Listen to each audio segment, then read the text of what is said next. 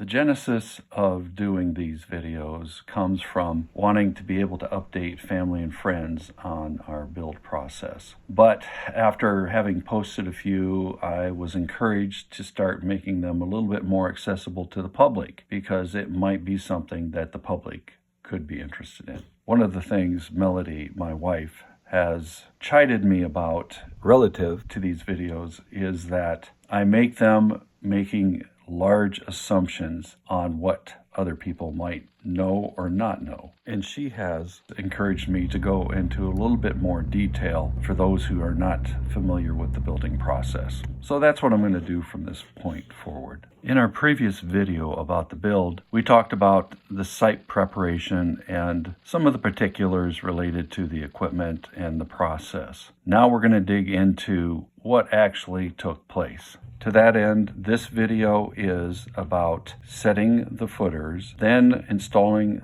the stem walls which connect the columns to the footers, and then finally preparing for the slab pour that will follow. As we discovered from drilling our well, the first 150 feet of soil is 100% clay. In preparation for pouring the foundation, we peeled off the top layer of topsoil. Then, using the wellhead as a reference point, we groomed the hilltop to a relatively level surface, being sure not to disturb soil that we did not want to remove. And that's an important point. You want to make sure that your foundation is set on undisturbed soil. Based on our engineered drawings, we knew how deep the footers had to be set. After the footers were poured, we would carefully set the stem walls, ensuring that they were level and the corners square. After an appropriate curing cycle of the stem walls, preparations would be made for pouring the slab, which included backfilling all trenches, installing any required insulation, infrastructure such as plumbing and electrical, and rock as a base upon which the slab